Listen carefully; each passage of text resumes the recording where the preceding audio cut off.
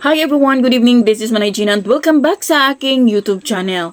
So guys, alam nyo ba na ang daming nakapansin today sa ASAP sa mukha ni Maymay Intrata? Kasi makikita mo sa kanya na tumatawa siya, but at the same time, parang ang lungkot-lungkot ng mata, parang pagod na pagod, parang hindi mo, parang mayroon siyang problema. Basta nakikita ko kay Maymay, makikita mo kasi sa mata ni Maymay. No, sana lang talaga kung may problema si Maymay, kung ano man yun, sana malampasan niya. Kung may problema ha, kasi nasa comments naman, sinasabi nila na pagod lang si Maymay, syempre kaka-uwi lang, 'di ba? Siguro nalungkot kasi LDR na naman sila ng kanyang jowa.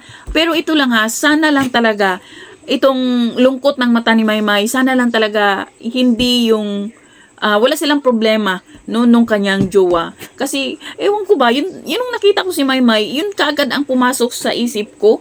Sabi ko, sana wag naman sana na magkakaroon ng problema. Kasi, di ba, parang perfect naman yung kanilang relasyon.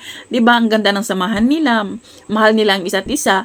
Pero sana, hindi yun. Sana may ibang problema. So, sana kung ano man yun, di ba, mapamilya man, or kung ano man, or pagod lang siguro si Maymay, kaya ganun yung reaction niya. So, pagdasal na lang natin na okay lang talaga si Maymay. So, yun lang guys. Thank you for watching. Bye. God bless everyone.